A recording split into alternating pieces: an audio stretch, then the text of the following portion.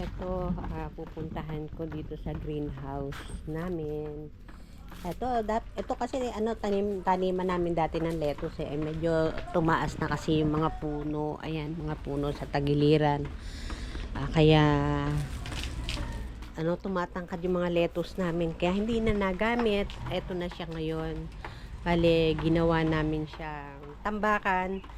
Pero naisip ko one time ay kahit na siya ay tambakan ay gawin ko namang kapaki-pakinabang. In a way na mapapakinabangan. Eto, gaya nga po nito. Eto na yung sinasabi kong mga maki ko na itinanim ko last time. Nakita nyo yung mga una kong video na nagtanim tayo ng maki. Eto na po siya after 17 days na. Sige ka 17 days na po niya ngayong araw na ito.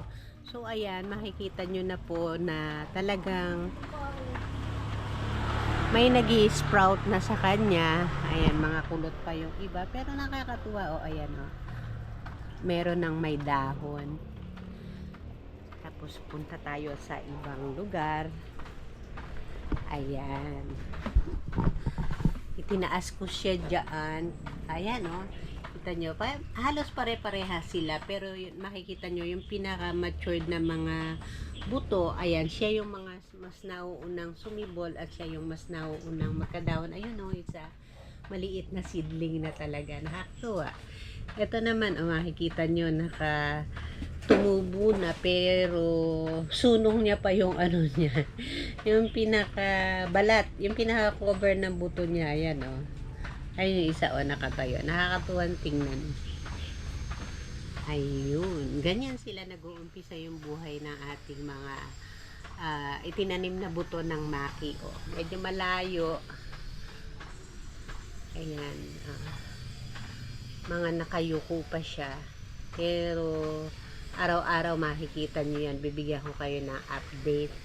At makikita nyo, nakakatuwang makita kapag sila nakatayo na. Ayan, ganyan.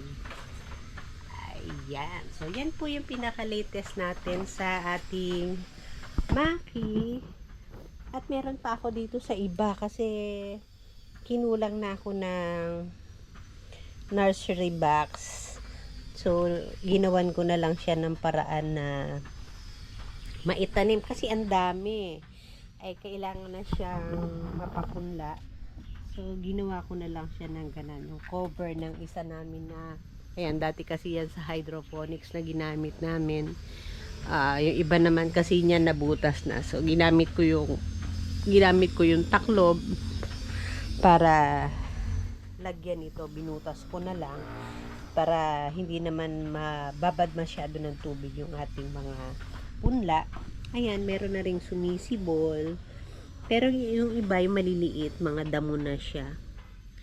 Nakikita naman natin, yung mga makina sumisibol. Ayan. Ayan. Na mas maganda na siya pagka mas marami na siyang sumisibol at saka yung mas mataas na gaya ng mga nasa nursery box. Tapos ayan, nagpunla din ako ng lettuce namin. Hindi naman siya hydroponics pero tinry ko lang naman kasi yung mga buto namin matagal na, as in taon pa noong pandemic pa siya. Tinesting ko lang kung mabubuhay. So far, inilagay kasi namin sa rep yung mga buto. So, ayan, nabuhay pa. At ngayon, plano ko na maglagay kahit mga 3 box ng hydroponics. Nag-order na ako ng ng nutrients niya para tanim ako at makapagpalaki ako ng lettuce. Ito, romaine lettuce to yung mas masarap, mas crunchy na type ng lettuce. So, punta naman tayo doon sa kabila.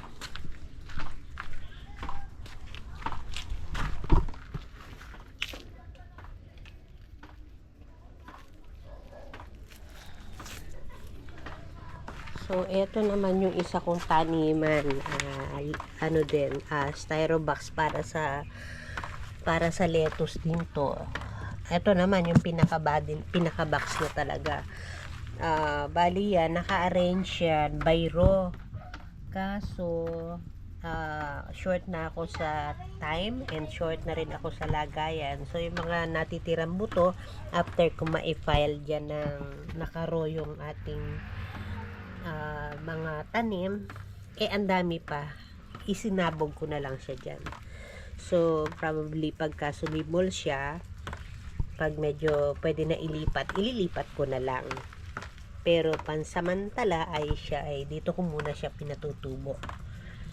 Magiging overcrowded kasi yan kapag sumibol na andyan pa. So, kapag medyo malaki na, kukunin na lang natin at itatransfer na muna agad natin siya sa isang taniman. Medyo kasi, talagang nagahol na sa oras at nagahol na sa paglalagyan. Gusto ko na siyang maitanim at kailangan ko na siyang maitanim. So, yan yung update natin para sa ating buto ng maki. At later, makikita nyo pa yung mas magandang update kapag medyo malalaki na talaga uli siya. Okay.